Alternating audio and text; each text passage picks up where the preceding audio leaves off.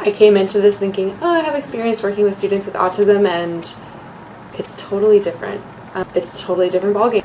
It's really cool. Visual communication analysis. It's the method of instruction that create a learning process that kind of connects in a way that other methods of instruction don't. Awesome and amazing and super important, because I think that's so much of what we see with these people outside of this space is they're totally overlooked and underserved as a population of humans. And I think that there's so much potential in these people who might think a different way and might not communicate in the same way that you or I might. And that's really sad that that's there and that no one is figuring out, outside of this space, maybe how to utilize those people in our society. I think if we're interested in building a society that values true democracy and true civil discourse, we need to figure out how to utilize all the people we have, especially in times like right now. It's really exciting. And it's just happy to be here. The way that a lot of the students here, how they learn a little bit differently, and I think it's cool to be in a place that understands, and also just for having more empathy for people with autism. A really game-changing, especially with kids who are partly verbal.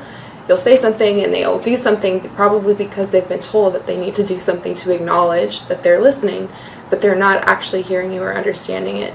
The intense world theory also really is a helpful framework for approaching the work that is done here. The idea that someone would experience everything more intensely, I think is really important to keep in mind, especially when you're thinking about things like stress and trauma, and especially in a time like right now when parents are experiencing that really intensely, and how that might carry over to their children who are going to experience it even more intensely. It's super important to be mindful of that.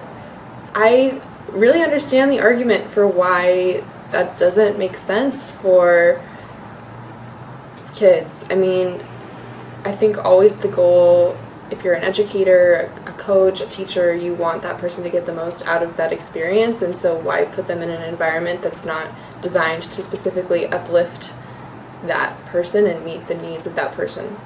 Why strive for them to be a neurotypical person instead of just meeting them where they are and learning to teach them in the way that they need to be taught? That makes sense.